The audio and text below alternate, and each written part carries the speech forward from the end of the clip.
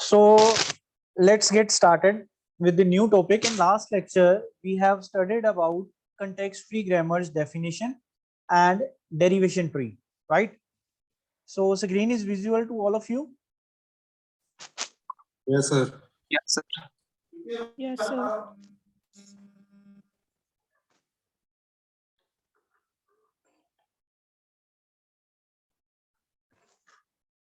So last lecture के अंदर बेटा हमने डेफिनेशन पढ़ी थी डेरिवेशन ट्री की, ठीक है। प्लस हमने देखा था कि we have two categories of derivation tree.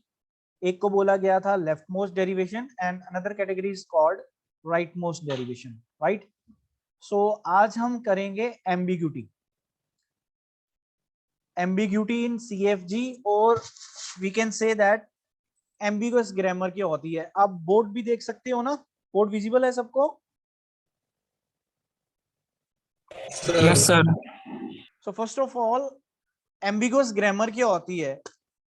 Ambiguous grammar या फिर ambiguity in CFG। CFG stands for context free grammar, right. So a terminal string W belongs to L of G is ambiguous if there exist two or more derivation trees for W।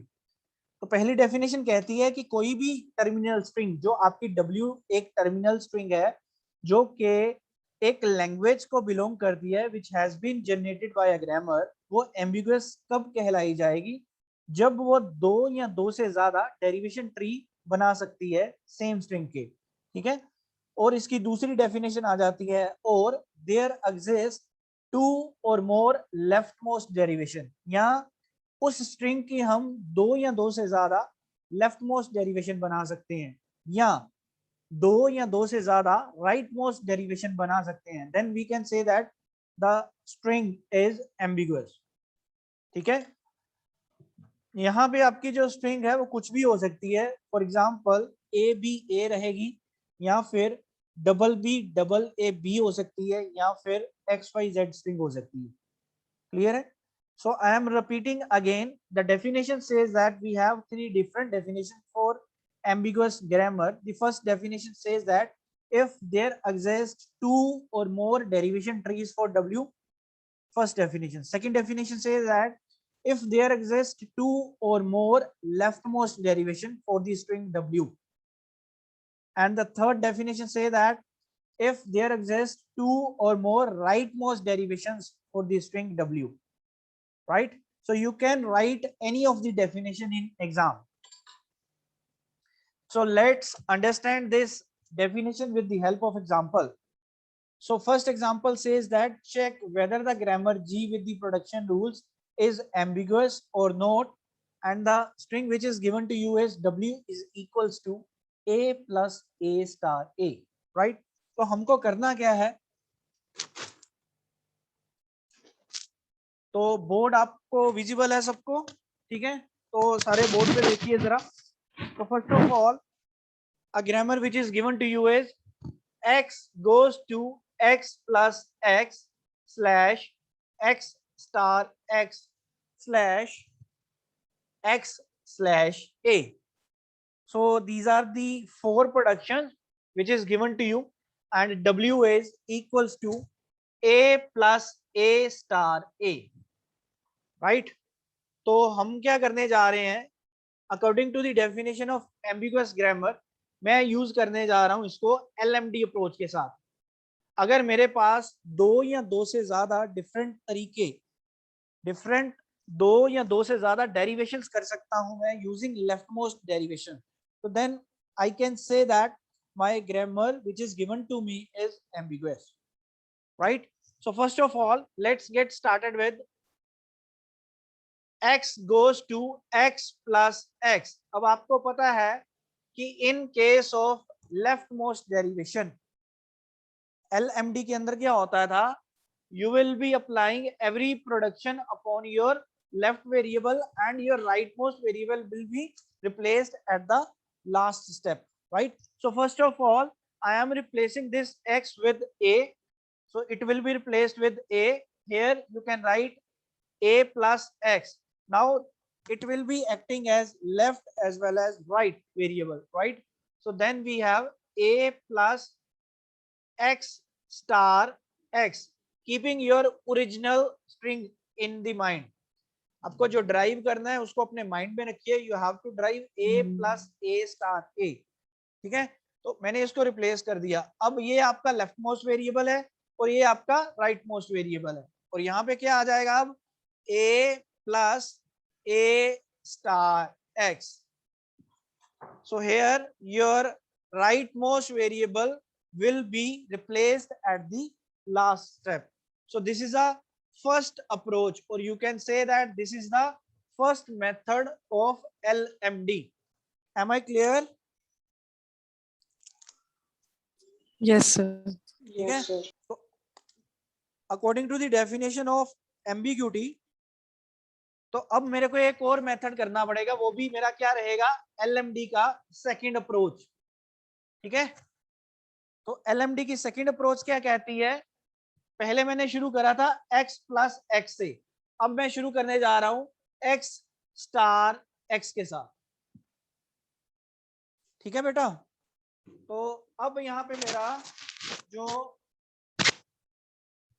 Left वाला variable है वो कौन सा है, x है, और मेरे को चाहिए क्या यहाँ पे a प्लस a। इसका मतलब क्या है कि मेरे को x की वो वाली प्रोडक्शन यूज करनी पड़ेगी जिसके अंदर प्लस आ रहा होगा।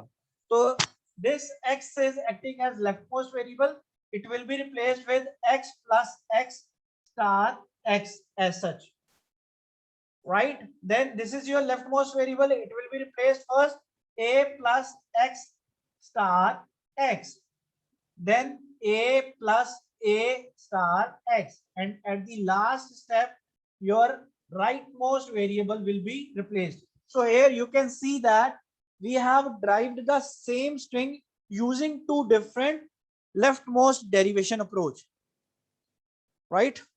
तो मैंने क्या करा है, सेम स्ट्रिंग को ड्राइव करा है using two different approaches of leftmost derivation. It means your grammar is ambiguous. समझ आ गया?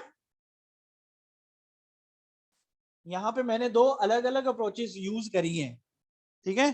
तो ये आपकी है फर्स्ट अप्रोच, इसको बोला जाता है अप्रोच नंबर 1। तो आपको पेपर के अंदर बेटा एक ही अप्रोच यूज करनी है, इधर you will go for left most derivation approach, इधर you will go for right most derivation approach, और you will go for derivation tree approach. Am I clear? तो ये एक मेथड है इसको करने का, एक अप्रोच है इसको करने की। आपको पेपर में दो डिफरेंट मेथड्स करने हैं। वो मेथड एक है LMD का एक मेथड, और ये है LMD का दूसरा मेथड, ठीक है। अब इसी एग्जांपल को मैं दूसरी अप्रोच के साथ आपको करके दिखाता हूं, ठीक है। ये आपकी फर्स्ट अप्रोच हो गई। अब सेकंड अप्रोच क्या है कि मैं इसका डेरिवेशन ट्री बना दूं। ये हमने अप्रोच यूज करी थी LMD वाली। अब सेकंड अप्रोच यूज करने जा रहा हूं, अप्रोच नंबर 2, पार्स ट्री, और you can say that derivation tree. मतलब अगर मैं इसके इस पर्टिकुलर स्ट्रिंग के एक से ज्यादा डेरिवेशन ट्री बना दूं, then you can say that my grammar is ambiguous, right. तो पहली अप्रोच के अंदर बेटा मैं क्या करने जा रहा हूं, x goes to x plus x, ठीक है। अब ये आपका लेफ्ट मोस्ट है और ये आपका राइट मोस्ट है। तो पहले लेफ्ट मोस्ट को रिप्लेस करा a के साथ, उसके बाद इसको रिप्लेस करा x स्टार x के साथ, फिर आपका लेफ्ट मोस्ट वेरिएबल ये है, इसको रिप्लेस करा a के साथ, और right most variable will be replaced at the last step. तो ये आपका एक पार्स ट्री बन गया, parse tree number 1, right. Similarly you can construct second parse tree. So here we are having second parse tree. तो यहाँ पे x plus x से शुरू करा था, अब मैं शुरू करने जा रहा हूं x स्टार x के साथ। अगेन यहां पे मैंने इस x को रिप्लेस करा x प्लस x के साथ, फिर आपका ये है लेफ्ट मोस्ट वेरिएबल, ये a के साथ हो गया, ये भी a के साथ हो गया, और इसको भी मैंने a के साथ रिप्लेस कर दिया। So your output of the tree is A plus A star A, again A plus A star A. So in both the cases you can see that your output is same, that is A plus A star A, right, which is your required string. ठीक है, तो यहाँ पे आप देख सकते हो मैंने सेम एग्जांपल को दो अलग अलग अप्रोचेस से कर दिया है. एक अप्रोच थी मेरी लेफ्ट मोस्ट डेरिवेशन वाली और दूसरी अप्रोच थी मेरी पार्स ट्री. अब पेपर के अंदर बेटा आपको सिर्फ एक चीज ही यूज करनी है, इधर you will go for LMD और you will go for parse tree और you will go for RMD. Am I clear to all of you? Yes, sir. बाकी बच्चे सो रहे हैं सारे. Where are the other participants? वो क्यों नहीं बोल रहे?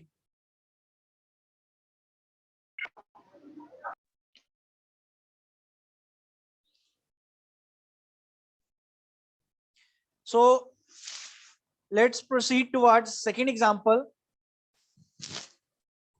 So second example क्या कह रही है? अब यहाँ पे मैंने राइट मोस्ट अप्रोच यूज करी है, ठीक है. तो ये वाली एग्जांपल के अंदर मैंने LMD और पार्स ट्री वाली अप्रोच यूज करी थी. अब आपके सामने सेकंड एग्जांपल है. अब ये सेकंड एग्जांपल के अंदर बेटा मैं यूज करने जा रहा हूँ अपनी RMD वाली approach, that is right most derivation वाली अप्रोच. तो सबसे पहले मैं स्टेटमेंट लिख लूं ब्लैक बोर्ड के ऊपर, S goes to SBS slash A and the string which is given to you is AB. So this string you have to generate. So मैं थोड़ी स्क्रीन बड़ी कर दूं so that we can record it easily. तो यहाँ पे आपके सामने आप लोग देख सकते हो. अब यहाँ पे मैं करने जा रहा हूँ बेटा इसको RMD अप्रोच के साथ. इसका मतलब क्या है, मेरे पास RMD के दो मेथड्स होने चाहिए अलग अलग for the derivation of ABABA. आपको RMD की डेफिनेशन याद करवा दूं. RMD क्या होता था, if you apply every production upon your rightmost variable and your leftmost variable will be replaced at the last step, then you can say that that is your RMD approach. So first of all S goes to SBS. तो ये आपका left variable है, ये आपका right variable है, तो इसको replace करूंगा पहले. तो यहाँ पे मैंने लिख दिया S goes to SBA. अब ये भी ध्यान में रखना कि आपको चाहिए क्या. So here you have replaced your rightmost variable first, then S goes to SBS and ये वाला जो BA था वो SH आ गया, ये वाला BA जो था वो SH आ गया. उसके बाद क्या है, this is your right variable and this is your left variable. You have to apply each production upon your right variable and LMD left variable will be replaced at the last step. तो यहाँ पे क्या आ गया, SBABA and at the last step your left variable will be replaced. तो ये आपकी RMD का method number 1 है, ठीक है. आपको चाहिए क्या था, ABABA आ गया आपके पास, ठीक है स्टूडेंट्स. Sir, please एक बार रिपीट करना. रिपीट कर रहा हूँ. सर एक यहाँ बार पे रिपीट. आपको सबसे पहले ध्यान रखना है कि आप कर क्या रहे हो, ठीक है. आप कर क्या रहे हो वो ध्यान रखना है. अब यहाँ पे मैंने LMD वाली अप्रोच नहीं यूज करी है, ना ही मैंने पार्स ट्री वाली अप्रोच यूज करी है. अब मैं अप्रोच यूज कर रहा हूँ राइट मोस्ट डेरिवेशन वाली अप्रोच. तो राइट मोस्ट डेरिवेशन वाली अप्रोच के अंदर क्या होता है कि आपको डेफिनेशन पहले समझनी पड़ेगी कि राइट मोस्ट डेरिवेशन क्या चीज है. So here in this particular example we have two variables on right hand side. This variable is acting as your right variable and this will be acting as your left variable. So in RMD you have to apply every production upon your right variable and your left variable will be replaced at the last step. You will have to start with right variable. तो मैंने s को replace कर दिया small a के साथ. उसके बाद आपके पास यही वेरिएबल बचा था, इसको मैंने फिर रिप्लेस करा SBS के साथ. तो यहाँ पे आपके पास आ गया SBS। नेक्स्ट, ये आपका राइट वेरिएबल है, ये आपका लेफ्ट वेरिएबल है। फिर मैंने राइट वाले वेरिएबल को पहले रिप्लेस करा एंड जो आपका लेफ्ट वेरिएबल था it will be replaced at the last step. तो यहाँ पे आप देख सकते हैं A आपके पास स्ट्रिंग आ चुकी है, राइट। तो this is your first approach of RMD। Now let's try for second approach of RMD। ठीक है, तो starting production will remain same SBS। ठीक है जी। अब जहां पे मैं क्या कर सकता हूं, अब राइट वेरिएबल ये था, लेफ्ट वेरिएबल ये था, इसको रिप्लेस करते हैं SB, ये वाला S रिप्लेस हो गया SBS के साथ। ठीक है, मींस के ये वाले S को रिप्लेस कर दिया मैंने SBS के साथ। उससे क्या हुआ कि आपका राइट मोस्ट वेरिएबल ने ये वाली प्रोडक्शन दे दी। उसके बाद you have to replace your right variable first, so S will be replaced with A because we have a corresponding production which leads to S goes to A। तो मैंने S को replace कर दिया A के साथ, उसके बाद second वाला जो राइट वेरिएबल उसको रिप्लेस करा A के साथ, and at the last step your last left variable will be replaced at A। so again your value of string is same। so here you can see that we have derived our string W in two different ways using rightmost derivation in both the methods। clear hai? So Yes, sir. Yes, sir. Yes, sir. here we can say that the grammar is ambiguous। ठीक है, ambiguity का मतलब पता चल गया। Ambiguity का मतलब बेटा फिर बता रहा हूं आपको, एम्बिग्यूटी का मतलब क्या होता है। एम्बिग्यूटी या फिर एम्बिगुअस ग्रामर क्या होती है, आपको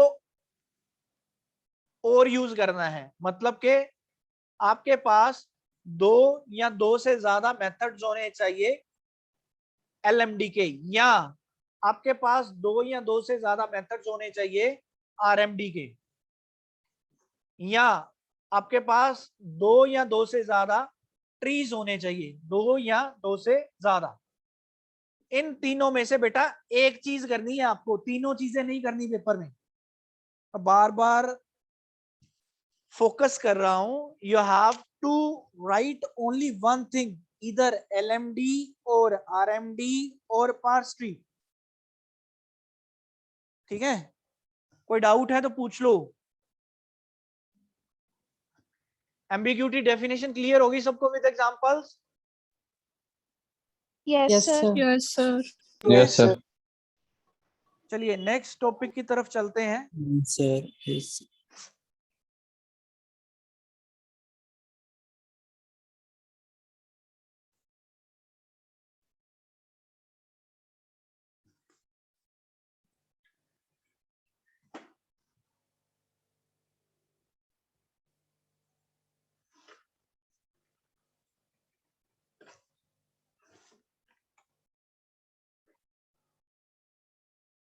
So next I am sharing one more new screen with you people।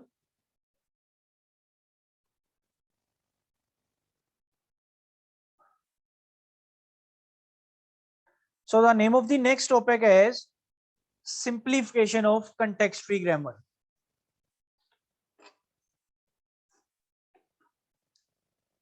Simplification of context free grammar।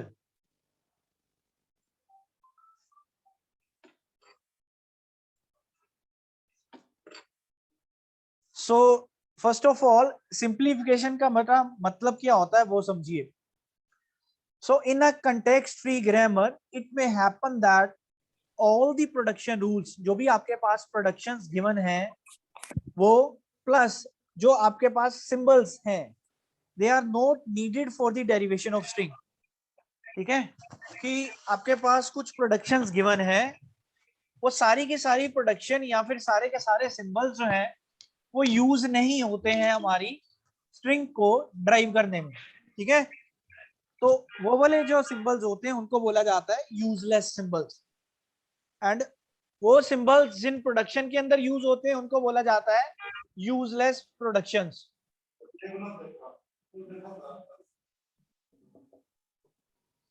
ठीक है, वो वाली प्रोडक्शंस जो हमारी डेरिवेशन ऑफ स्ट्रिंग के अंदर मदद नहीं करती उनको बोला जाता है यूजलेस प्रोडक्शंस। तो इस तरह की प्रोडक्शंस को और इस तरह के सिंबल्स को हम क्या करते हैं, एलिमिनेट करते हैं, राइट। सो वो कहता है besides there may be some null productions and unit productions. ठीक है, कुछ हमारे पास नल प्रोडक्शंस आएंगी, कुछ हमारे पास यूनिट प्रोडक्शंस आएंगी। लेटर ऑन आपको बताता हूँ नल क्या होती हैं और यूनिट प्रोडक्शंस क्या होती हैं। ठीक है, so elimination of these productions and symbols is called simplification of context free grammar. So simplification of context free grammar के अंदर further we have 3 topics. Simplification के अंदर बेटा मैं आपको 3 टॉपिक करवाऊंगा। ठीक है, फर्स्ट टॉपिक का नाम क्या है, कंस्ट्रक्शन ऑफ रिड्यूस्ड ग्रामर। पहला topic construction of reduced grammar. Second topic का नाम है elimination of null production, elimination of null productions. Third topic का नाम है एलिमिनेशन ऑफ यूनिट प्रोडक्शन।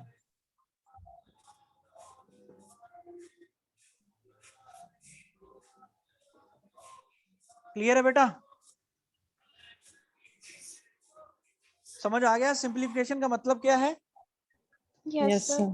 कुछ ऐसे Yes, sir. सिंबल्स जो आपकी स्ट्रिंग को ड्राइव करने में मदद नहीं करते हैं, हम ऐसे सिंबल्स को क्या कर देते हैं, एलिमिनेट कर देते हैं।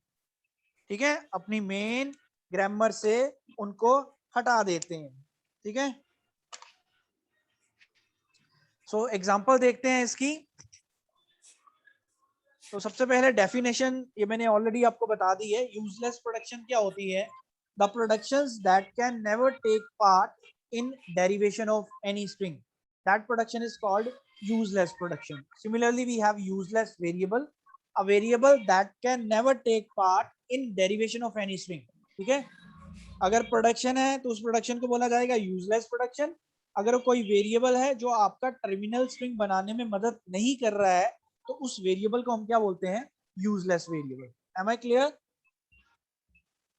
Yes, Yes, sir. sir.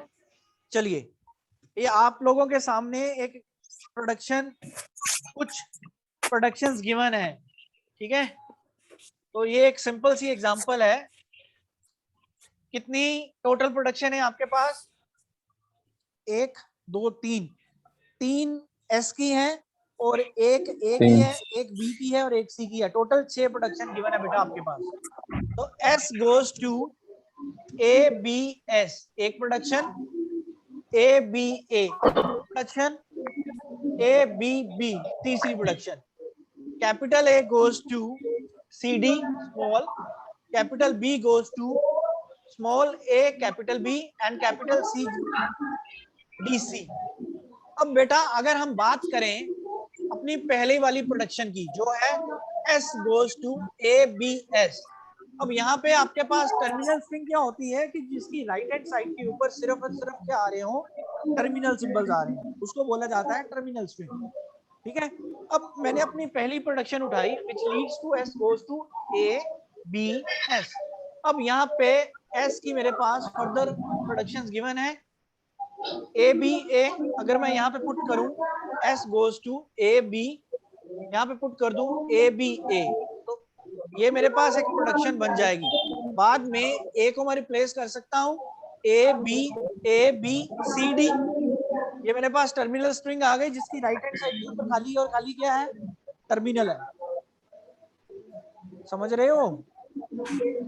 Excuse me sir, हाँ जी, सर प्लीज बाकी बच्चों का माइक जो है वो म्यूट करवा दो क्योंकि स्क्रीन शफल कर रही है।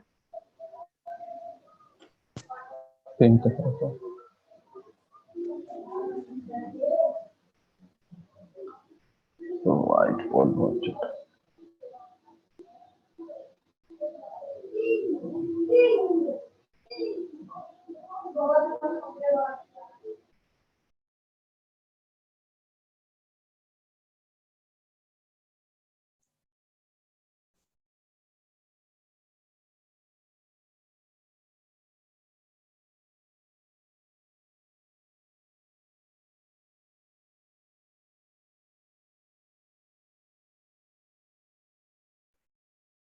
हाँ जी बेटा, हो गया। चलिए, तो आपके सामने बेटा एग्जांपल देख सकते हो, यहाँ पे मेरे पास तो ऐसी प्रोडक्शंस हैं जो कि मेरा टर्मिनल स्ट्रिंग बनाने में मदद नहीं करती है। फॉर एग्जांपल, एक मेरे पास है production C goes to DC, क्योंकि स्टार्टिंग वेरिएबल के अंदर C नाम का कोई वेरिएबल ही नहीं आ रहा।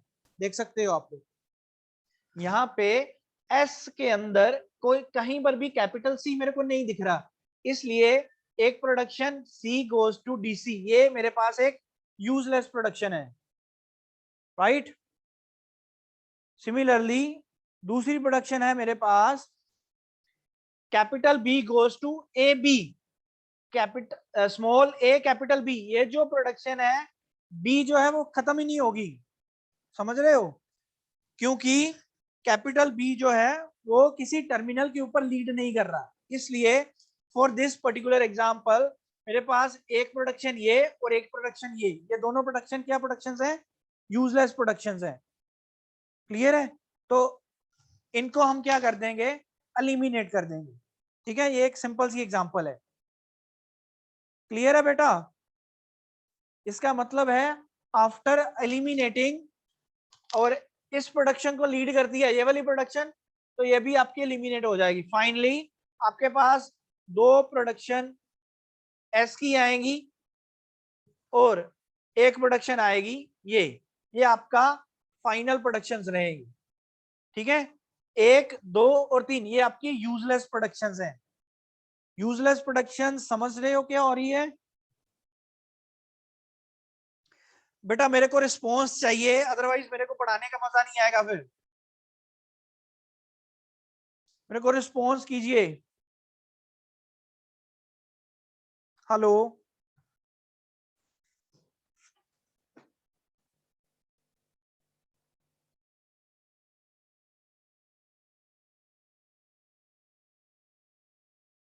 ठीक है बेटा, ओके। तो इसकी एग्जांपल देखते हैं आगे।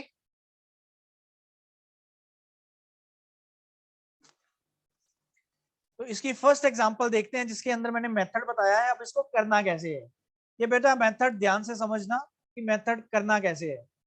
तो हमारे पास कुछ प्रोडक्शंस गिवन है आपके पास, you can see on the screen. तो सबसे पहले मैं बोर्ड के ऊपर आपकी जो मेन ग्रामर लिखता हूं, उसमें से हमको एलिमिनेशन करनी है यूजलेस सिंबल्स की और यूजलेस प्रोडक्शंस की। ठीक है, तो सबसे पहले मैं ग्रामर लिखता हूं। ग्रामर क्या है? S goes to capital AB slash CA, capital A goes to small a, capital B goes to capital BC slash capital AB, and C goes to small a capital B slash B. So ये आपके पास first example है। अब इसमें से वो क्या कहता है कि find a reduced grammar equivalent to the grammar G having the productions which has been written on the whiteboard। ठीक है, तो सबसे पहले इसको करने का बेटा दो स्टेप्स होते हैं। स्टेप नंबर 1 क्या कहता है? ये स्टेप नंबर 1 क्या कहता है वो समझिए पहले। तो सबसे पहले आपको देखना है कि स्टेप नंबर 1 के अंदर आपको आइडेंटिफाई करने हैं कि टर्मिनल्स कितने हैं। अब इसके अंदर मेरे पास दो टर्मिनल्स आ रहे हैं, एक आ रहा है स्मॉल a और दूसरा आ रहा है स्मॉल b। ठीक है, उसके बाद आपको क्या करना है? W1 एक सेट बनाना है। अब W1 के अंदर क्या आएगा? It will consist of all the variables, सिर्फ और सिर्फ वेरिएबल्स आएंगे जिनकी राइट हैंड साइड के ऊपर सिर्फ और सिर्फ टर्मिनल्स आ रहे हैं। टर्मिनल 1 भी हो सकता है, टर्मिनल 2 भी हो सकते हैं, टर्मिनल 3 भी हो सकते हैं, बट सिर्फ और सिर्फ टर्मिनल चाहिए। No variable should be there at the right hand side, right.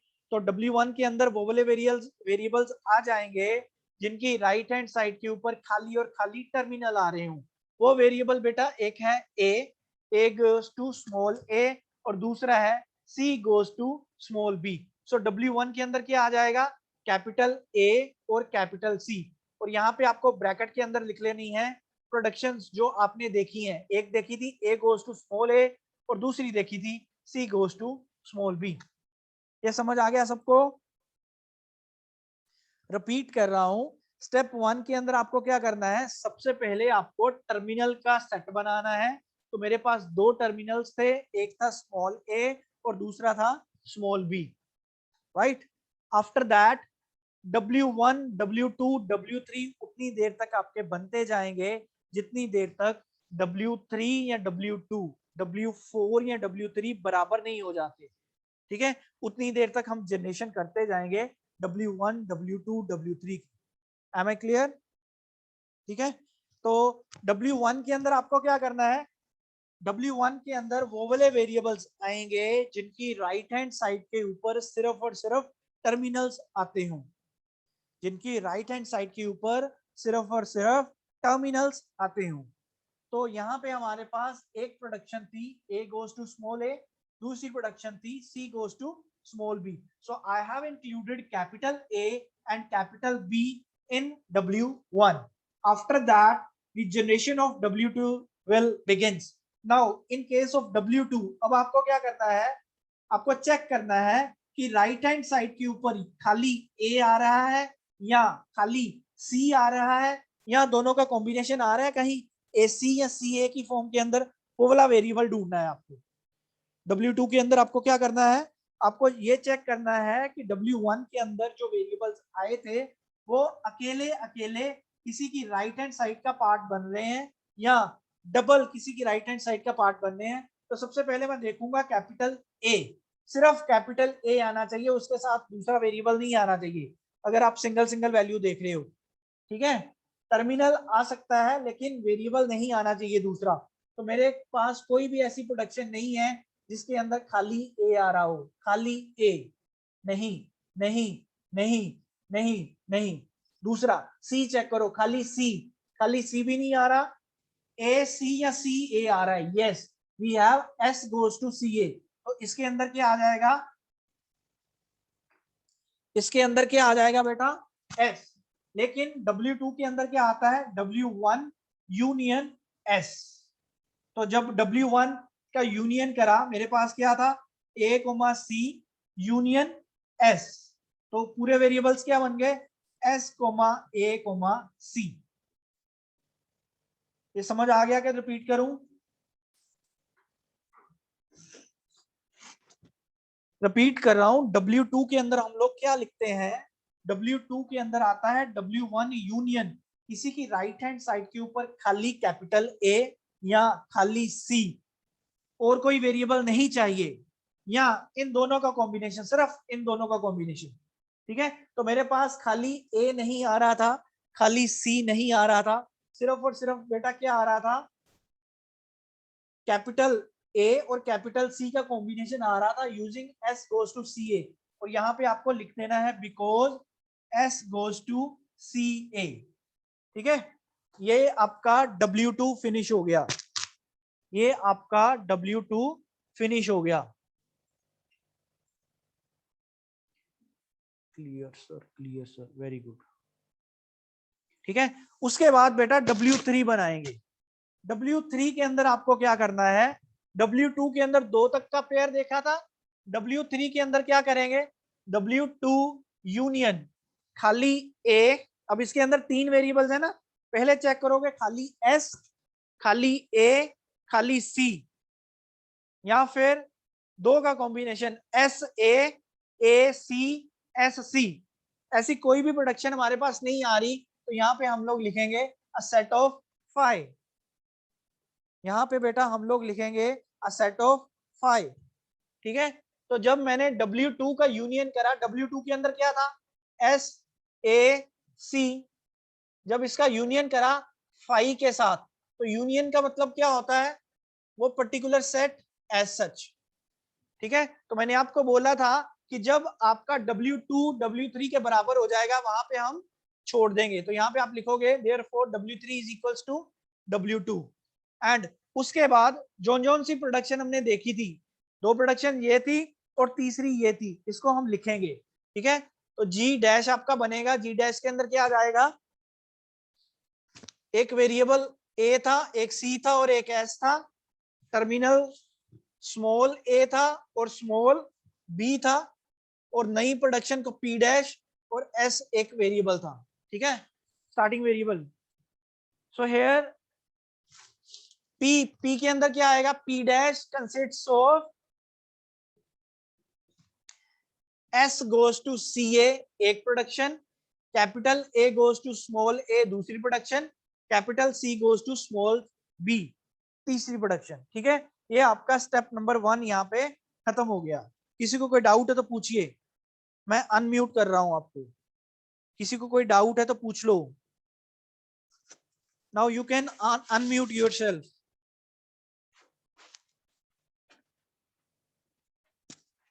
किसी को कोई डाउट है तो पूछ लो। ये अभी आपका स्टेप नंबर 1 फिनिश हुआ है। We are having one more step for this particular example. किसी को कोई डाउट है तो पूछ लो। जी डैश के बाद सर जी explain कर दो डैश। last जी डैश वन। सर जी डैश कैसे बना? Yes sir. बेटा देखो, मैंने जब शुरू करा था मेरे पास कितनी प्रोडक्शंस थी? 1 2 3 4 5 6 7, छः सात। टोटल 7 प्रोडक्शंस आर देयर बेटा, 7 है, ठीक है। अब स्टेप 1 के बाद सिर्फ कितनी बची? 1 2 और 3 प्रोडक्शन पेंडिंग रह गई। स्टेप 1 के अंदर हमें क्या करना है? स्टेप 1 के अंदर सबसे पहले आपको एक सेट बनाना है टी का, जिसके अंदर हम लिखेंगे सिर्फ और सिर्फ टर्मिनल्स। तो मैंने पूरी प्रोडक्शन के अंदर 2 टर्मिनल यूज करे थे, एक स्मॉल ए और दूसरा स्मॉल बी, ठीक है। उसके बाद मैंने कंस्ट्रक्शन शुरू करी W's की, W1 W2 W3। ये उतनी देर तक बेटा चलता जाएगा जितनी देर तक आपका WN और WN+1 बराबर नहीं आ जाते, ठीक है। इसको हम चलते जाएंगे। तो सबसे पहले W1 के अंदर क्या आता है? W1 will consists of only those variables whose right side consists of only terminals। तो मैंने अपनी ओरिजिनल प्रोडक्शंस के अंदर वो वाली प्रोडक्शंस ढूंढी, वो वाले वेरिएबल्स ढूंढे जिनकी राइट हैंड साइड के ऊपर खाली क्या आ रहा था? टर्मिनल आ रहा था। तो वो 2 प्रोडक्शंस थी, एक थी A goes to small a और दूसरी थी C goes to small b। तो W1 के अंदर खाली 2 वेरिएबल्स आए, एक है कैपिटल ए और दूसरा है कैपिटल सी, क्लियर है। उसके बाद W2 को बनाना शुरू करा। अब W2 के अंदर क्या आता है? W1 यूनियन किसी की राइट हैंड साइड के ऊपर खाली ए आ रहा हो या सी आ रहा हो या दोनों का कॉम्बिनेशन। अगर W2 है तो 2 तक देखेंगे, 2 तक पेयर। अगर W3 है तो 3 ट्रिपलेट देखेंगे। अगर W4 बनाओगे तो 4 के कॉम्बिनेशन देखेंगे, ठीक है।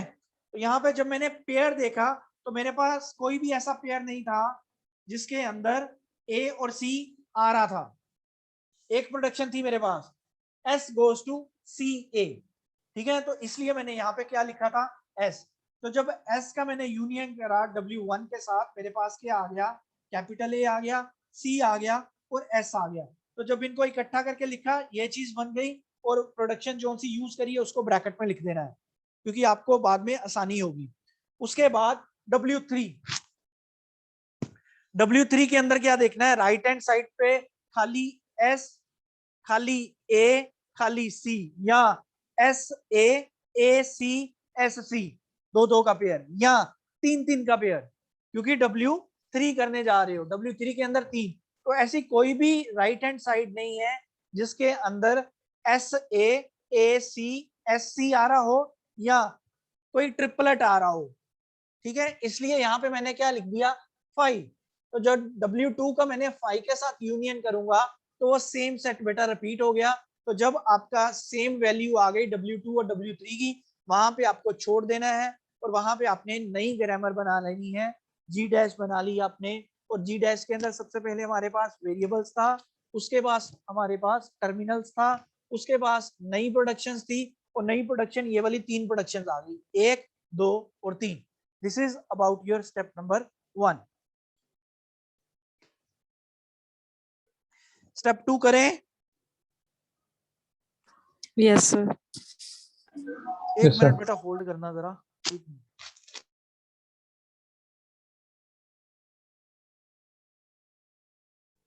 So next we have second step.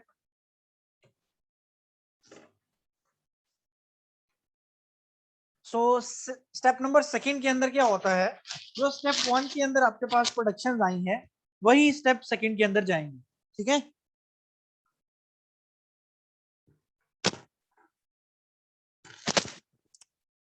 तो मैं स्टेप 1 को रब कर रहा हूं क्योंकि ये वाली जो ओरिजिनल प्रोडक्शन थी अब उनका कोई लेना देना नहीं है, तो ये मैं डिलीट कर रहा हूं स्टेप 1 सारा, सिर्फ प्रोडक्शन रहने दूंगा। अब शुरू करने जा रहा हूं अपना स्टेप नंबर 2। तो स्टेप 2 के अंदर भी बेटा कंस्ट्रक्शन होती है W की, ठीक है, लेकिन इसका जो W है वो थोड़ा सा डिफरेंट है। अब स्टेप नंबर 2, स्टेप नंबर 2 के अंदर सबसे पहले क्या है, जो W1 है, W1 के अंदर क्या आता है आपका स्टार्टिंग वेरिएबल।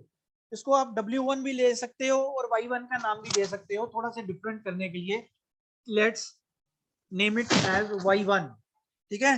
तो Y1 के अंदर क्या आता है, सबसे पहले आता है आपका स्टार्टिंग वेरिएबल। तो स्टार्टिंग वेरिएबल कौन सा था हमारे पास, S, ठीक है। उसके बाद हमें क्या करना है, 1 मिनट होल्ड करना जरा।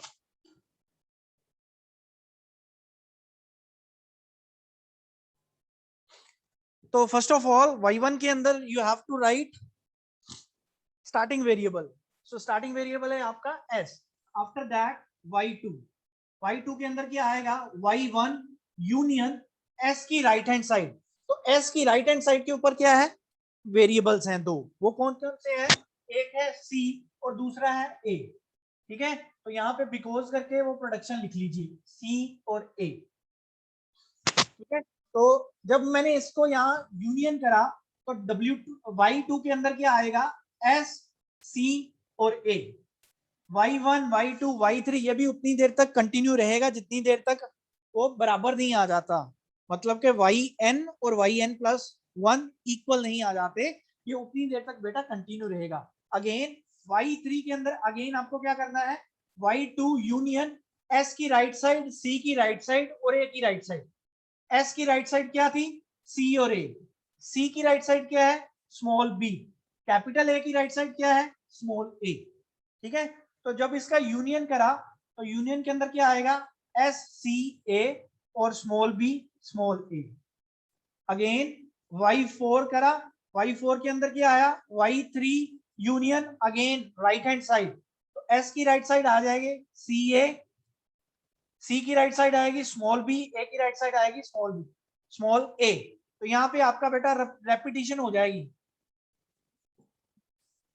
मतलब क्या है कि Y3 is equals to Y4, यहाँ पे आप इसको रोक दोगे। Since Y3 is equals to Y4, further step आपको नहीं करना है। और यहाँ पे हम क्या लिखेंगे, नई ग्रामर बनाएंगे अपनी, ये आपका फाइनल ग्रामर आएगी which will be acting as your reduced grammar, ठीक है। तो यहाँ पे प्रोडक्शन कौन सी थी मेरी, S गोज टू CA, एक प्रोडक्शन ये आपकी आ गई फाइनल। उसके बाद यहाँ पे कौन सी प्रोडक्शन यूज हुई थी,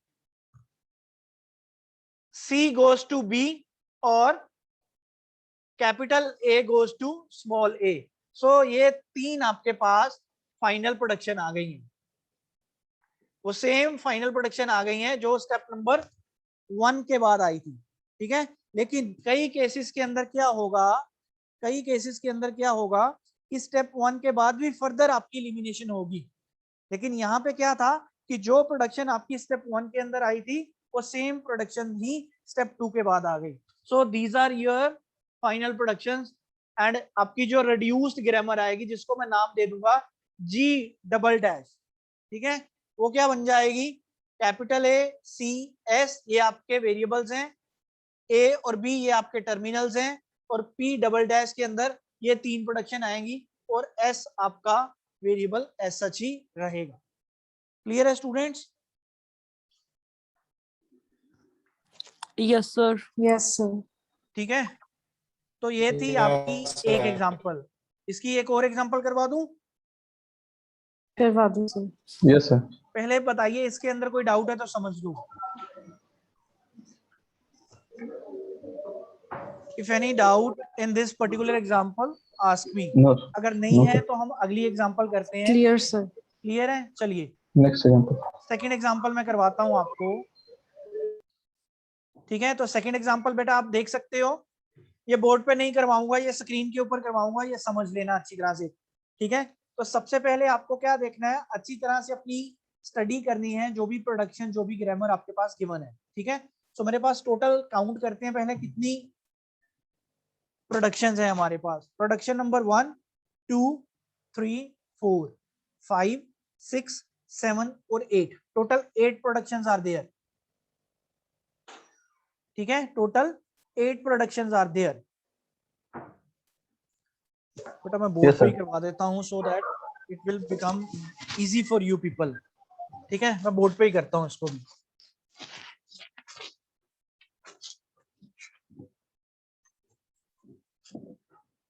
तो स्टेप नंबर 1, अब स्टेप नंबर 1 के अंदर हम सबसे पहले क्या करते थे, टी लिखते थे। टी के अंदर क्या आता था, आपके टर्मिनल्स। तो यहाँ पे हम सबसे पहले टर्मिनल्स ढूंढेंगे। एक तो टर्मिनल है बेटा मेरे पास ए और दूसरा है बी। यहाँ तक क्लियर है सबको? स्मॉल ए और स्मॉल बी कैसे लिखा टी के अंदर? Yes, sir. Yes, sir. Very good. उसके बाद हमने करना है W1। W1 के अंदर क्या आता था, वो वाले वेरिएबल आएंगे जिसकी राइट हैंड साइड के ऊपर सिर्फ और सिर्फ क्या आता है, टर्मिनल। ये 8 प्रोडक्शंस के अंदर we have only single production, single variable, that is C, which will leads the right hand side to terminal symbols, वो है C goes to small a b b। यहाँ पे खाली क्या आया, कैपिटल C आया, because C goes to small a double b, because of this I have written W1 is equals to C। यहाँ तक क्लियर है? उसके बाद W2 क्या होता था, W1 यूनियन, W1 यूनियन। अब हमको क्या देखना है, किसी की राइट हैंड साइड के ऊपर C आ रहा हो। C किसी टर्मिनल के साथ आ सकता है, लेकिन C के साथ कोई वेरिएबल नहीं चाहिए, ठीक है। तो मेरे पास पहली प्रोडक्शन है, capital A goes to small b c c। इसकी राइट हैंड साइड के ऊपर C आ रहा है ना, चाहे वो किसी टर्मिनल के साथ आ रहा है, तो पहला वेरिएबल क्या आया मेरे पास, कैपिटल A। सिमिलरली दूसरा वेरिएबल आया मेरे पास कैपिटल ई, क्योंकि इसकी भी राइट हैंड साइड के ऊपर सी आ रहा था। तो इसका रीजन दूंगा, because A goes to B C C and E goes to small A C. ये दो प्रोडक्शंस की वजह से मैंने यहाँ पे ए लिखा और यहाँ पे ई लिखा, क्योंकि मैंने देखना था कि सी किसकी राइट हैंड साइड के ऊपर आ रहा था। सी किसी टर्मिनल के साथ आ सकता है, लेकिन सी के साथ कोई और वेरिएबल नहीं होना चाहिए। यहाँ तक क्लियर है बेटा? अब जब मैंने इसको W1 को यूनियन करा तो मेरे पास क्या आ गया, सी ए और ई। यहाँ तक किसी को कोई डाउट है तो पूछो। Clear, sir. क्लियर है सबको? ए सी ई कैसे आया? Yes, sir. उसके बाद बेटा हम कंस्ट्रक्शन करेंगे W3 की। W3 के अंदर क्या आता था, W2 यूनियन। सबसे पहले सिंगल सिंगल देखेंगे। C हम चेक कर चुके हैं, C ऑलरेडी हमारा W2 के अंदर चेक हो रहा है, हो चुका है ना, तो उसको दोबारा देखने की जरूरत नहीं है। A को चेक कर लो, A आ रहा है, A आ रहा है और A आ रहा है S की राइट हैंड साइड के ऊपर। S goes to small a, capital A, small a, ठीक है। खाली A आ रहा है पहले वाली प्रोडक्शन के अंदर। उसके बाद E किसी के राइट हैंड साइड के ऊपर आ रहा है नहीं, या फिर डबल देखें, C A किसी के राइट हैंड साइड पे आ रहा है नहीं आ रहा है, A E आ रहा है नहीं आ रहा है, C E आ रहा है नहीं आ रहा है, और किसी के राइट हैंड साइड के ऊपर ट्रिपलेट भी नहीं आ रहा है, तो सिर्फ यहाँ पे हमारा आ जाएगा S, राइट। और बाद में क्या लिखूंगा, S C A E। और जोन सी प्रोडक्शन यूज हुई है, जो जिसको मैंने देखा था, वो कौन सी थी, S goes to small a, capital A, small a। Clear है students? Yes, sir. Yes, sir. ठीक है, आगे चलें। W4, Yes, sir.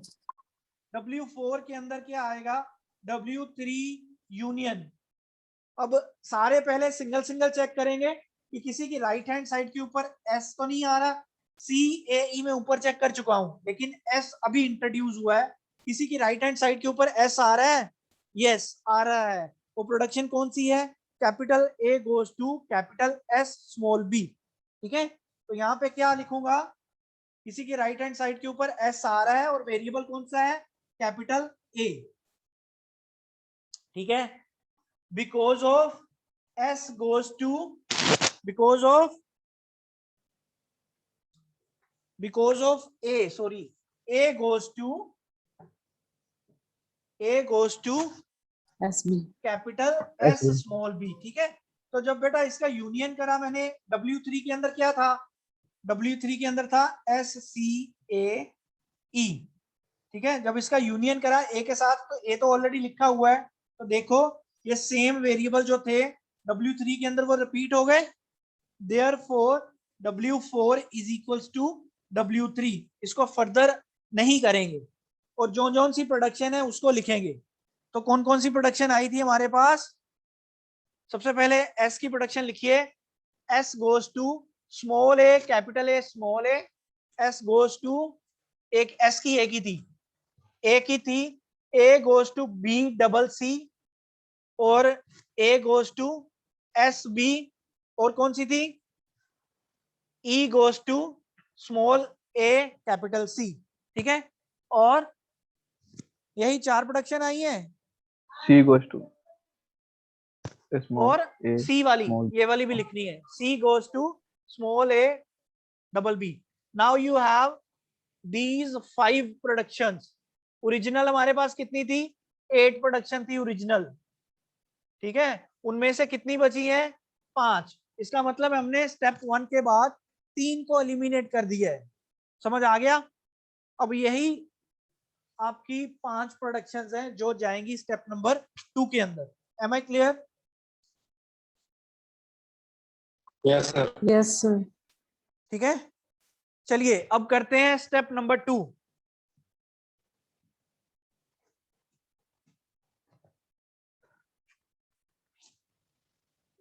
प्रोडक्शंस आपकी लिखी हुई है राइट हैंड साइड के ऊपर, वो मैं लब नहीं करूंगा। स्टेप नंबर 2 क्या कहता था बेटा, सबसे पहले y1 के अंदर क्या आता था आपका, स्टार्टिंग वेरिएबल। ठीक है, तो स्टार्टिंग वेरिएबल क्या था आपका, s, तो y1 के अंदर क्या आएगा, खाली s। ठीक है, y1 के अंदर क्या आया, खाली s, because you have to write starting variable. ठीक है, उसके बाद y2 के अंदर क्या आता है, y1 यूनियन s की राइट हैंड साइड, s की राइट हैंड साइड के ऊपर क्या है, small a capital A, small a capital A, ये s की राइट हैंड साइड है। ठीक है, तो यहाँ पे प्रोडक्शन लिखी मैंने, because of s goes to small a capital A small a, इसकी वजह से मैंने ये लिखा। तो जब इसका यूनियन करा, y1 union a comma capital A, तो मेरे पास क्या आ गया, s small a capital A। ये आपका y2 बेटा कंप्लीट हो गया।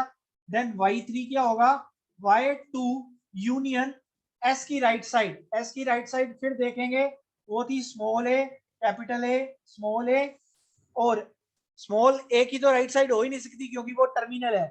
उसके बाद कैपिटल A की राइट साइड देखेंगे, वो क्या थी मेरी, B स्मॉल और कैपिटल C।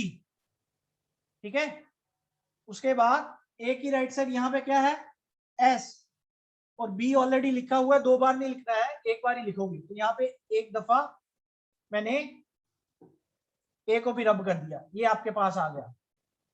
ठीक है, तो वहां पे हमारे पास क्या आ गया, S capital A small a, पहले वेरिएबल्स लिखते हैं सारे, उसके बाद टर्मिनल्स लिख लेंगे। ठीक है, और यहाँ पे प्रोडक्शन कौन सी देखी थी मैंने, A goes to B C C and A goes to capital S B because of these production.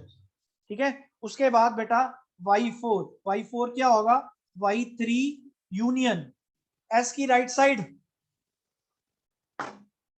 S की राइट साइड फिर से देखेंगे, small A capital A, capital A की right side small B capital C, और capital S. C की right side small A small B, दो बार आएगा, नीचे मैं उसको एलिमिनेट कर दूंगा, ठीक है। और स्मॉल ए और स्मॉल बी की तो राइट साइड हो ही नहीं सकती, तो ए भी दो बार आ रहा था, उसको मैंने एक दफा ही लिखना है। तो जब बेटा इसका यूनियन करा y3 के साथ, वो सारे एलिमेंट्स एक एक बार आ जाएंगे, तो आपका y3 जो है वो रिजेंबल कर जाएगा इसके साथ। Therefore y4 is equals to y3, ठीक है। अब यहाँ पे आप देख सकते हो कि कितनी प्रोडक्शन यूज हुई है, 1 2 3, और यहाँ पे मैंने सी वाली प्रोडक्शन भी देखी थी, यहाँ पे अपने सी वाली प्रोडक्शन देखी थी ना, C goes to A double B. It means यहाँ पे मेरे पास ई वाली प्रोडक्शन नहीं आई। सो आफ्टर स्टेप नंबर 2 आपके पास एक और प्रोडक्शन एलिमिनेट हो गई। So now we are left with only 4 productions. तो आपकी जो फाइनल ग्रामर है उसके पास कितनी प्रोडक्शंस आई हैं, सिर्फ और सिर्फ 4 प्रोडक्शंस। तो half of the productions will be eliminated after step number 2। Clear है? ये थी Yes, आपकी sir. Example number 2। क्लियर है सबको? Yes, sir. ठीक है, Yes, तो sir. यहाँ पे हम करेंगे अब पोल। बेटा ये तीनों जो टॉपिक्स हैं, these topics are very very important topics, तो इनको ध्यान से करना, ठीक है। सो चलिए मूव करते हैं हम पोल की तरफ।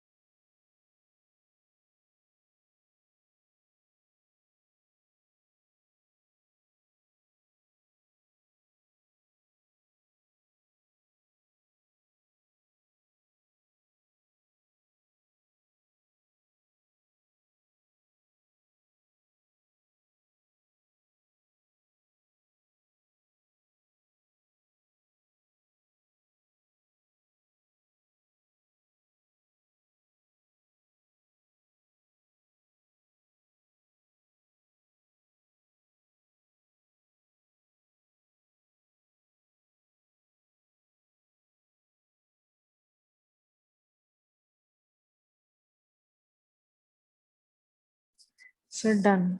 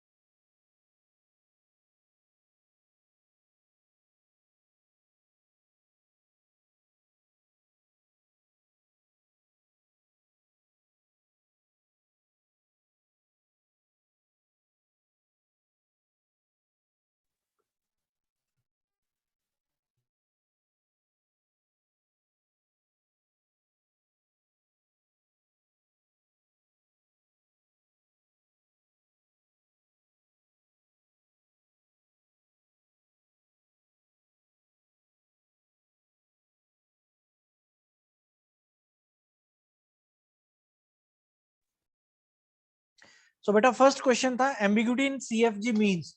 सो यहाँ पे आपके पास चार ऑप्शंस गिवन है, more than one tree exist, more than one LMD exist, more than one RMD exist. तो इसका ऑप्शन था फोर्थ वाला, एनी ऑफ दीज, इन तीनों में से कुछ भी हो सकता है। ठीक है, सारे नहीं चाहिए, कोई भी ऑप्शन यहाँ पे ट्रू हो सकती थी। सेकंड क्वेश्चन था हमारा simplification of context free grammar is done to add extra productions, नहीं, टू रिमूव यूजलेस प्रोडक्शंस। ठीक है, तो इसकी राइट ऑप्शन है to remove useless productions. 22 students का ये क्वेश्चन ठीक हुआ है आउट ऑफ 25 स्टूडेंट्स। ठीक है, चलिए दूसरी पोल लॉन्च करने जा रहा हूं आपके सामने। सेकंड पोल लॉन्च करने जा रहा हूं। You have time for only 20 seconds, तो जल्दी जल्दी कर लो वो वाला पोल भी।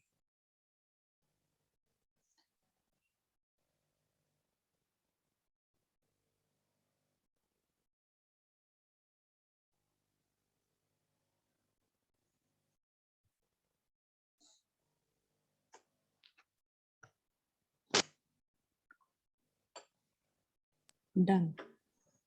वेरी गुड, जिन्होंने कर लिया है।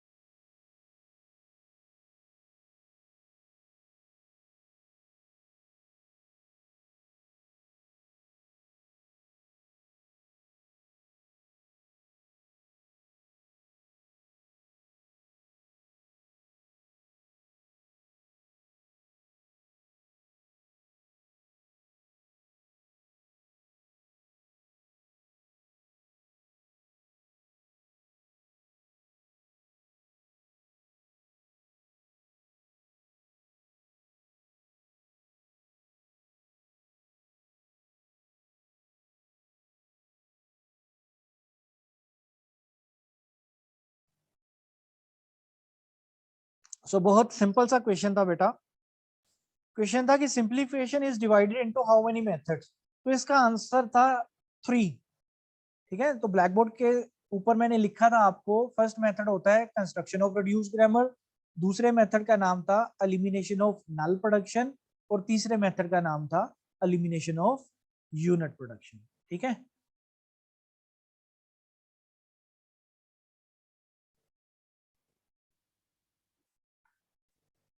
तो चलिए let's begin towards next topic. ठीक है, नेक्स्ट टॉपिक है हमारा एलिमिनेशन ऑफ नल प्रोडक्शन। तो ये जो पूरे का पूरा टॉपिक है इसको हम कवर करेंगे ब्लैक बोर्ड के ऊपर।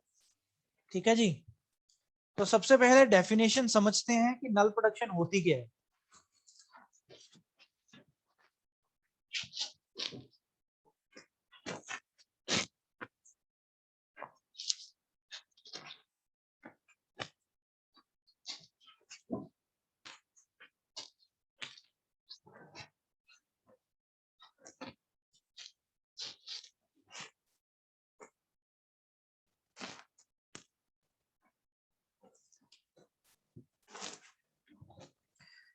कोई भी production which is of the form of capital A goes to and right hand side के ऊपर लिखा हो नल, नल सिंबल, उसको हम बोलते हैं नलेबल वेरिएबल। ठीक है, या फिर you can write it as ऐसे। अपसाइलन का कई बुक्स के अंदर उन्होंने अपसाइलन यूज करा हुआ है और कईयों के ऊपर वहां पे उन्होंने नल का सिंबल यूज करा हुआ है। तो हमारा मेन एम क्या है, इस तरह की प्रोडक्शंस को एलिमिनेट करना है अपनी मेन प्रोडक्शंस से। ठीक है, because these productions are acting as a useless production. Am I clear? क्या करना है आपको, जब भी आपके पास capital A goes to null या capital A goes to epsilon दिया हो, तो इस तरह की प्रोडक्शंस को हम क्या करेंगे, एलिमिनेट करेंगे। ठीक है, तो हमारे पास फर्स्ट एग्जांपल है, एग्जांपल क्या कहती है कि consider the grammar whose productions are, हमारे पास कुछ एक ग्रामर गिवन है जिसके पास प्रोडक्शन है capital S goes to small A capital S slash capital A capital B. ठीक है, दो प्रोडक्शंस ये हैं। उसके बाद capital A goes to null comma capital B goes to null, उसके बाद है and D goes to B. ठीक है, तो ये फर्स्ट एग्जांपल है बेटा हमारे पास। तो वो क्या कहता है कि इसमें से आपको नल प्रोडक्शंस को एलिमिनेट करना है। क्वेश्चन क्या है, दोबारा समझ लो कि consider a grammar whose productions are written on the black board, construct a grammar without null productions. ठीक है, आपको क्या करना है, एक ऐसी ग्रामर बनानी है जिसके अंदर ये दो प्रोडक्शंस को वैनिश करना है आपको। तो इसका जो सोल्यूशन है, सोल्यूशन के अंदर बेटा स्टेप नंबर 1 के अंदर आप क्या करते हैं, identification of nullable variables. First step है आइडेंटिफिकेशन ऑफ नलेबल वेरिएबल्स। ठीक है जी, तो सबसे पहले आप आसानी से देख सकते हो capital A goes to null और capital B goes to null, जिनकी राइट हैंड साइड के ऊपर नल आ रहा है वो आपके कहलाए जाते हैं नलेबल वेरिएबल्स। तो इसको हम यहीं पे एलिमिनेट कर देंगे। ठीक है, उसके बाद स्टेप नंबर 2 चलता है। ठीक है, स्टेप नंबर 2 क्या है, generation of new grammar free from null variables. क्योंकि आपके जो नल वेरिएबल है उनको हम आइडेंटिफाई कर चुके हैं पहले स्टेप के अंदर, वो आपके फर्स्ट स्टेप के अंदर ही डिलीट हो जाएंगे। ठीक है, तो स्टेप नंबर 2 के अंदर आपको क्या करना है, इसको ध्यान से समझना। सबसे पहले अपनी मेन प्रोडक्शन उठाओगे, S goes to small A capital S, एक प्रोडक्शन ये, और जब आप देख सकते हो यहाँ पे एक प्रोडक्शन और है, S goes to capital A capital B. ठीक है, ये बेटा आपकी थी ओरिजिनल प्रोडक्शन, ये आपकी थी ओरिजिनल प्रोडक्शन, तो उसको लिख दिया मैंने S goes to small A capital S. ठीक है, उसके बाद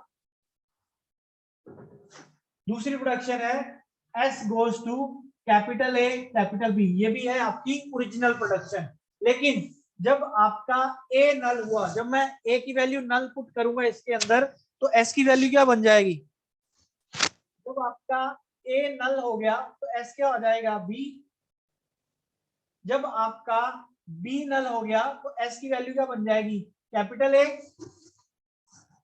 इसका मतलब क्या है कि पहले आपने लिखी अपनी ओरिजिनल प्रोडक्शन, जब ए नल हुआ तो वैल्यू आई एस गोज टू बी, जब बी नल हुआ तो वैल्यू आई एस गोज टू ए। ठीक है, जब दोनों नल हो गए, जब ए भी नल हो गया बी भी नल हो गया, तो एस की वैल्यू क्या बन गई, नल। तो उसको आप यहाँ पे पुट कर सकते हो, ओवरऑल वो आपको क्या देगा, एस गोज टू स्मॉल ए। इसको थोड़ा नीचे करके लिख रहा हूँ बिकॉज स्क्रीन विजिबल नहीं है। S goes to small A capital S small A, S goes to capital A B capital A capital B. ये समझ आ रहा है। एंड लास्ट प्रोडक्शन जो आपकी सिंपल थी, डी गोज टू बी, उसको हम एज सच लिख देंगे because we have to write original production. So अब आप देख सकते हो 1 2 3 4 5 और 6। ठीक है, 6 प्रोडक्शंस आई हैं आपके पास, फाइनल प्रोडक्शंस आई हैं which are free from nullable variables, which are free from nullable variables। ठीक है, स्टेप 2 रिपीट कर रहा हूं। स्टेप 2 के अंदर हम लोग क्या करते हैं, हमारे पास जनरेशन होती है नई ग्रामर की which is free from nullable variables। ठीक है, तो सबसे पहले हमने क्या करा, सबसे पहले ओरिजिनल प्रोडक्शन आपकी लिखी जाएगी, वो थी S goes to small a capital S, ठीक है, क्लियर है। उसके बाद दूसरी प्रोडक्शन थी S goes to capital A capital B। तो जब यहाँ पे B नल हो गया तो मेरे पास क्या बचेगा, S goes to A। जब B नल हो गया, यहाँ पे बचा S goes to A। जब A नल हो गया तो मेरे पास क्या बचा, B। जब दोनों नल हो गए, S goes to A भी नल है, B भी नल है, तो ओवरऑल क्या हो जाएगा, S नल हो गया। तो वाली वैल्यू यहाँ पे पुट करो और आपके पास क्या आया, S goes to small a। और लास्ट आपके पास क्या बचा, D goes to small b as such, क्योंकि इसकी राइट हैंड साइड के ऊपर कोई वेरिएबल ही नहीं है, ठीक है। तो ये आपकी थी एग्जांपल नंबर 1। क्लियर है सबको? Yes, sir. Yes, sir. चलिए एक और एग्जांपल देख लेते हैं इसकी।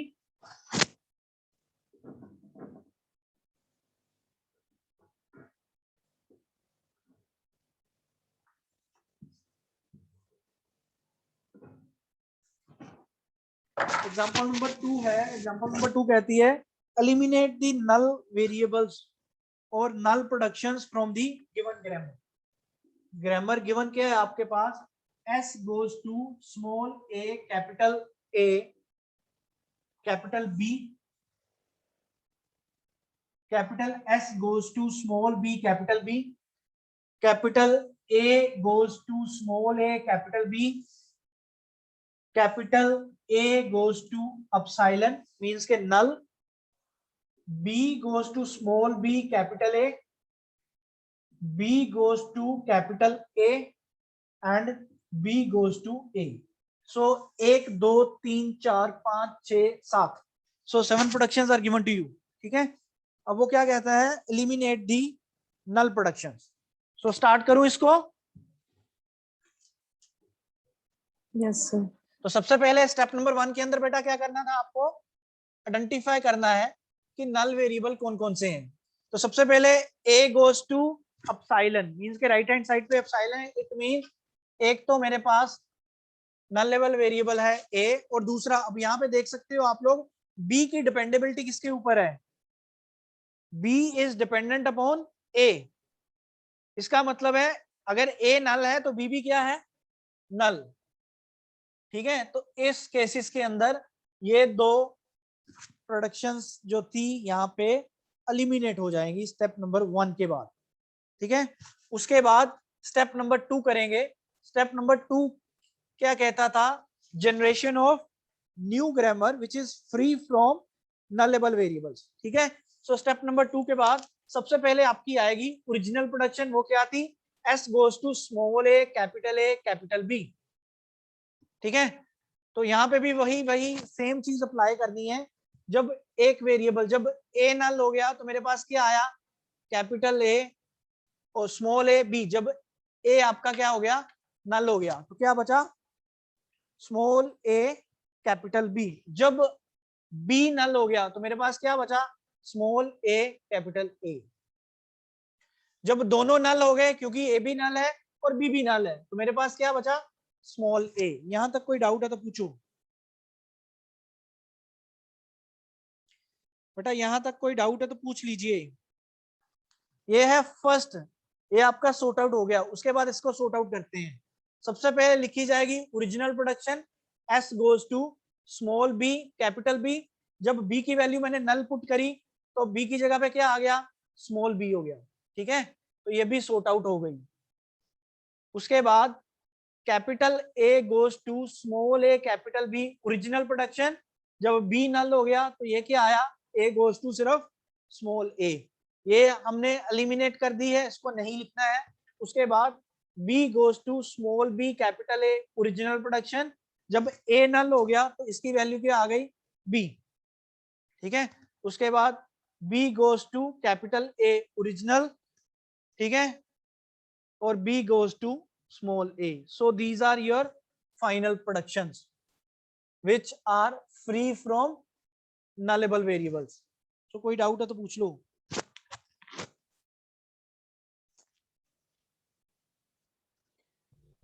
क्लियर है स्टूडेंट्स? Yes, sir. Clear. है. नल प्रोडक्शन वाला कॉन्सेप्ट क्लियर है? बी तो सर नल है ना? हाँ जी, सर बी तो नल है ना? हाँ जी, बी नल है, लेकिन बेटा ओरिजिनल प्रोडक्शन तो लिखनी है ना। ये आपकी ओरिजिनल प्रोडक्शन मैंने नल थोड़ा लिखा है। आपकी जो ओरिजिनल प्रोडक्शन है, जो उसको वेरिएबल के ऊपर लेकर जा रही है, वो लिखी है। समझ रहे हो? Yes sir. और एग्जांपल करनी है कि आगे चलें?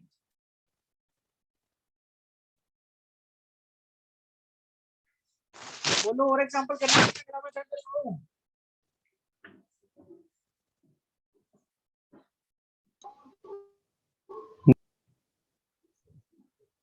चलो एक और आसान सी सर एग्जांपल। वो हम खुद ट्राई करेंगे सर, हमें दे दीजिए। चलो मैं आपको देता हूँ, ब्लैक बोर्ड पे लिखने जा रहा हूँ, आप ट्राई कीजिए। कैपिटल एस गोज टू, ये थर्ड एग्जांपल होगी आपकी। Capital S goes to small A slash capital X small B small A capital Y small A and X goes to capital Y epsilon, y goes to cap small b slash x. चलिए, eliminate the nullable variables from the given grammar which is written on the whiteboard. करो, try करो और मेरे को final answer बताओ।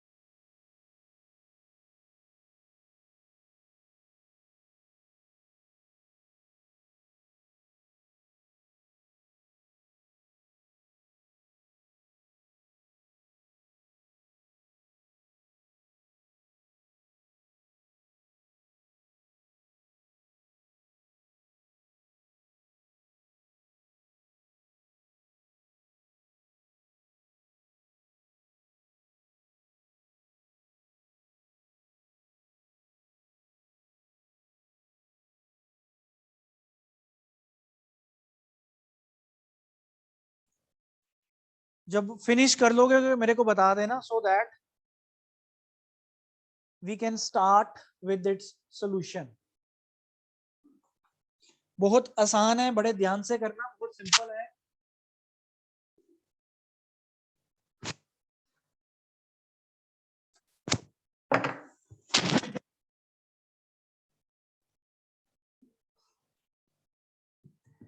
Four productions आती हैं answer में। बेटा अभी देखते हैं कितनी प्रोडक्शंस आती हैं। जस्ट होल्ड डाउन, मैं ब्लैक बोर्ड पे करूंगा आपके सामने, देखते हैं कितनी प्रोडक्शंस आती हैं। 4 भी हो सकती हैं, ज्यादा भी हो सकती हैं। ध्यान से करो बस। महिमा, यहाँ पे आपने गलती कर दी है, ओरिजिनल प्रोडक्शंस नहीं लिखी हैं। ओरिजिनल प्रोडक्शंस लिखनी बहुत जरूरी है बेटा। तो 4 नहीं आएंगी, 4 से ज्यादा आएंगी।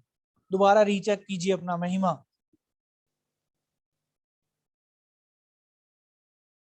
अब 8 हो गई नम्रता, 8।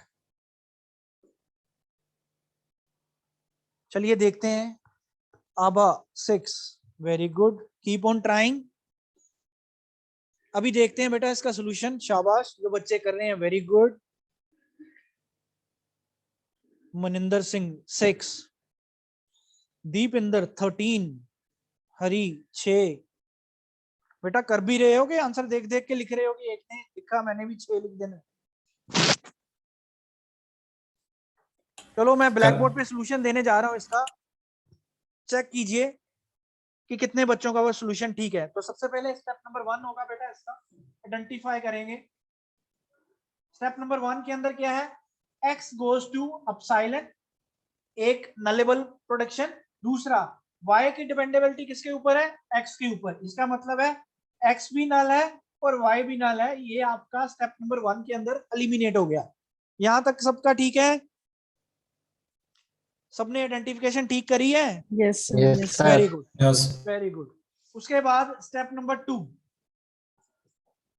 स्टेप नंबर 2 के अंदर सबसे पहले ओरिजिनल प्रोडक्शन लिखी अपनी s goes to a as such, कोई वेरिएबल नहीं है। उसके बाद x goes to b as such. जब x नल हो गया, इसकी वैल्यू क्या आ गई? b। जब x नल हो गया, बचा क्या? s goes to b। ठीक है, ओरिजिनल प्रोडक्शन जरूर लिखनी है। उसके बाद पहले लिखी ओरिजिनल प्रोडक्शन, वो थी a y a। जब y नल हो गया तो मेरे पास क्या आया? Double a। समझ आ गया? इसका मतलब x की कितनी प्रोडक्शन आ गई? 1 2 3 4 5। So we have 5 different productions for s। Am I clear?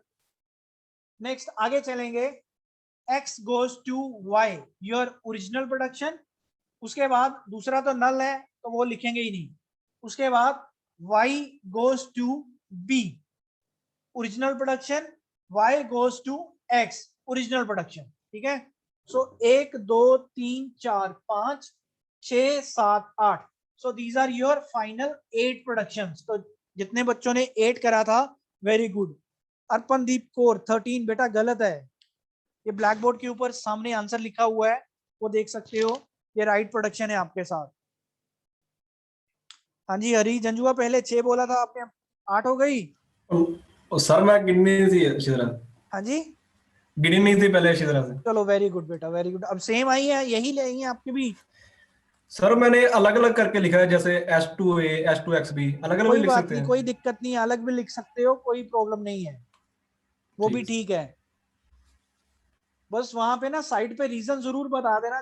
अब जैसे कि ये वाली प्रोडक्शन है ना, s goes to xb, तो जब इसको लिखोगे x goes to b तो ब्रैकेट में दे देना because x goes to epsilon.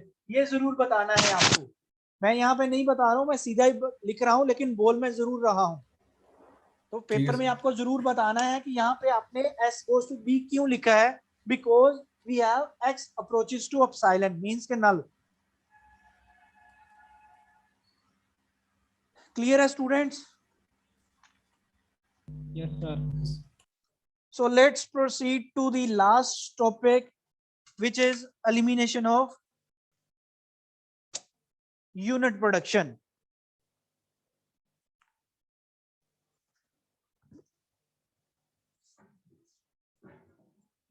अब यूनिट प्रोडक्शन क्या होती है, पहले तो डेफिनेशन समझेंगे।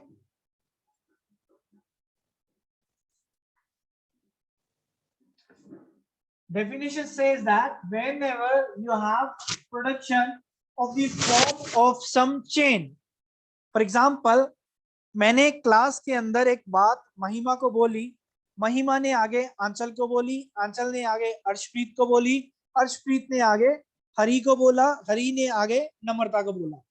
ये क्या हो रहा है? It's a sort of chain. ठीक है, तो ये जो चेन होती है ये भी बेकार चीज है, ये भी यूजलेस है। तो इस तरह की चेन को बेटा हमको क्या करना है? एलिमिनेट करना है। ठीक है, तो टेक्निकलिटी के अंदर अगर हम बात करेंगे, S goes to capital A goes to capital B goes to capital C goes to T। So there is a sort of some chain। देख रहे हो, S A को बोल रहा है, A B को बोल रहा है, B C को बोल रहा है और C D को बोल रहा है। तो इस तरह की चेन को हम लोगों ने क्या करना है? फिनिश करना है। ठीक है, तो चलिए एग्जांपल करते हैं।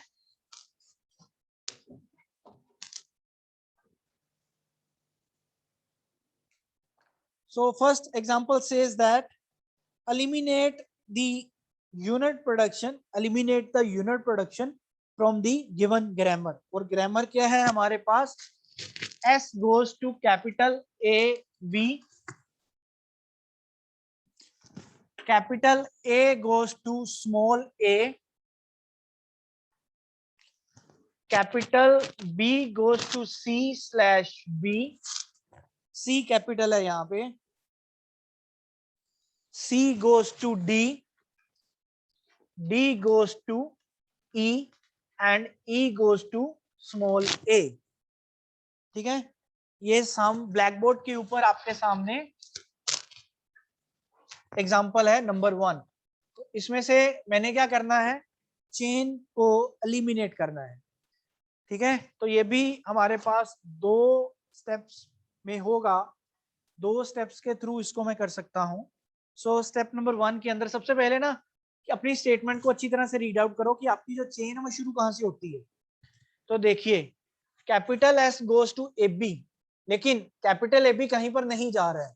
ठीक है, similarly capital A goes to small A, यहां से चेन शुरू नहीं हो रही। हमारी जो एक्चुअल चेन है वो स्टार्ट हो रही है capital B goes to C, C goes to D and D goes to E. ये वाली चेन को हमें तोड़ना है। ठीक है, तो स्टेप नंबर 1 क्या कहता है, identification. Step number 1 says that identification of chainable variables.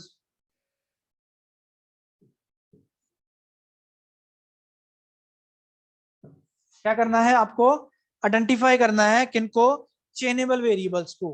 ठीक है बेटा, तो सबसे पहले W of S, W of S के अंदर की S कोई चेन बना रहा है।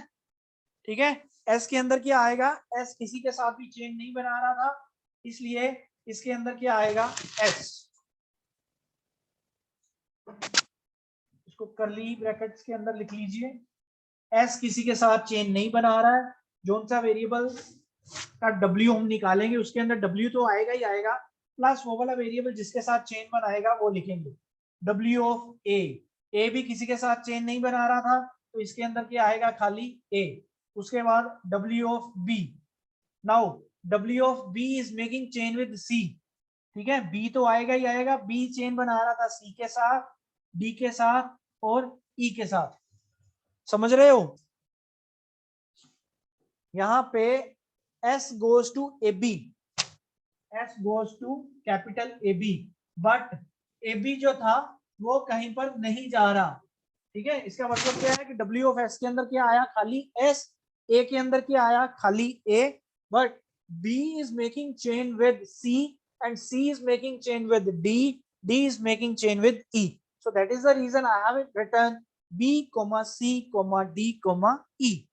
Right? Then we have W of C. W of C के अंदर क्या आया, पहले C तो आएगा आएगा, D आया और E आया। Similarly you can write W of D, D, E and last for W of E. तो यहाँ पे हमारा बेटा स्टेप नंबर 1 खत्म हो गया, जिससे मेरे को क्या पता चल गया कि कौन से वेरिएबल ने किसके साथ चेन बनाई है। E ने किसी के साथ चेन नहीं बनाई। ठीक है, D ने बनाई थी E के साथ, उसके बाद C ने बनाई थी D के साथ एंड बैकवर्ड। स्टेप 1 क्लियर है सबको? Yes sir. ठीक है, step 1 is clear to all of you. Next है स्टेप नंबर 2।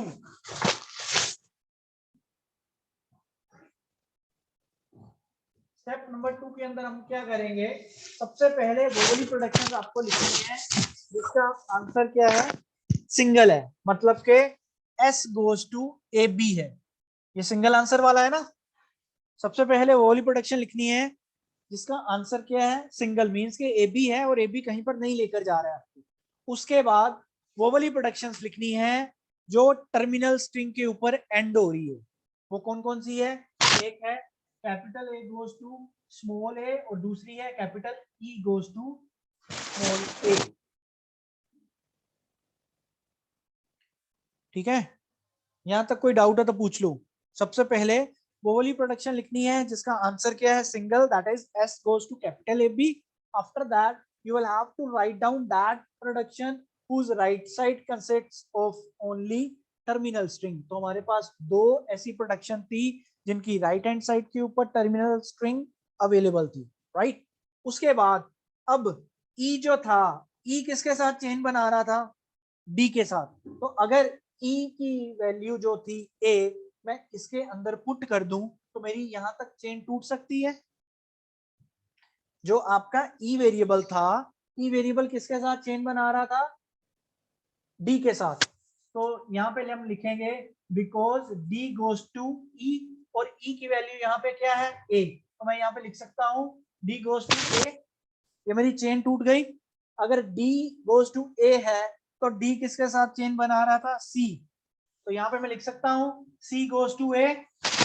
सिमिलरली c किसके साथ चेन बना रहा था, b के साथ, तो यहाँ पे मैं लिख सकता हूँ b गोज टू a। अब बताओ बेटा, मेरे पास चेन है, मेरे पास पूरी की पूरी आपकी चेन जो है वो टूट गई है। कैसे टूटी है, मैंने e की वैल्यू जो थी a पहले इसके अंदर पुट करी, फिर d गोज टू a आया, वो वाली वैल्यू इसके अंदर पुट करी, फिर मेरे पास b गोज टू c जो था, c की वैल्यू पुट कर दी स्मॉल a। नाउ अब b goes to small b भी आपकी एक प्रोडक्शन थी। अब मेरे को बताइए, ये जो आपके पास सामने स्टेप 2 के अंदर प्रोडक्शंस लिखी हुई है, इसके अंदर कोई चेन है?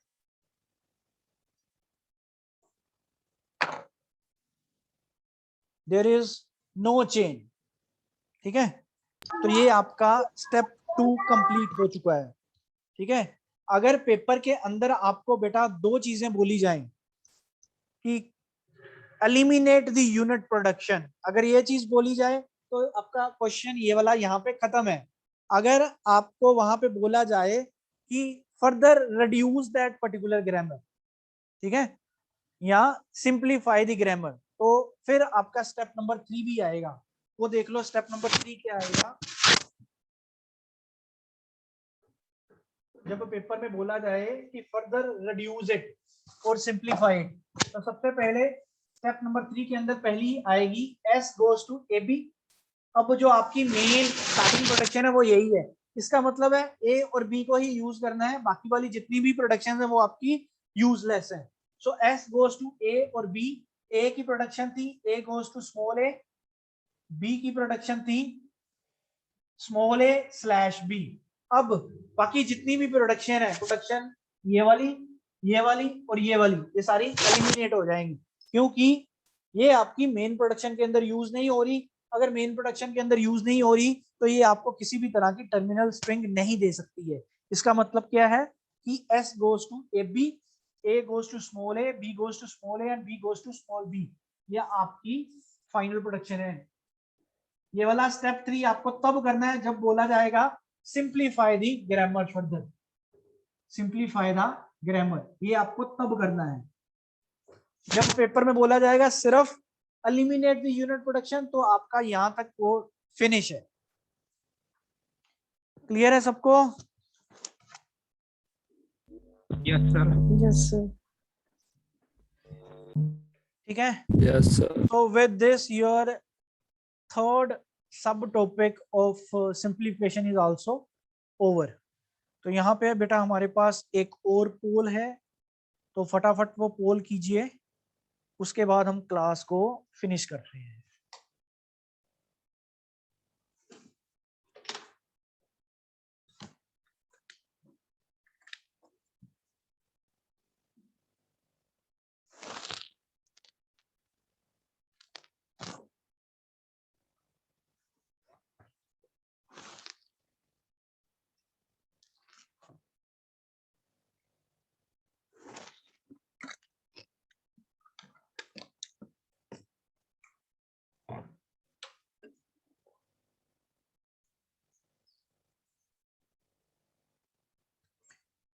वेरी गुड जिन्होंने कर लिया है।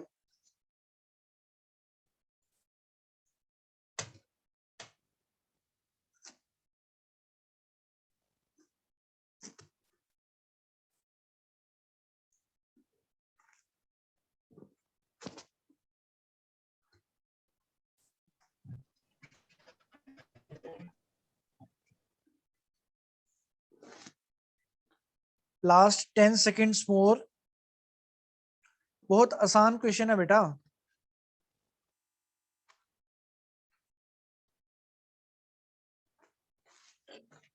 चलिए मैं फिनिश करने जा रहा हूं, इसको एंड कर दिया है।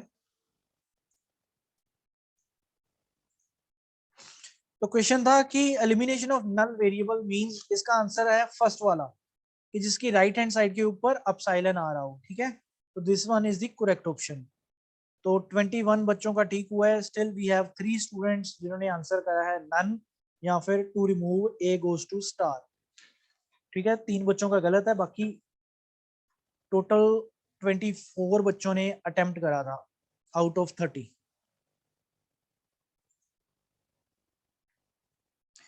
So we are left with one more topic, which is the very important topic, normal forms.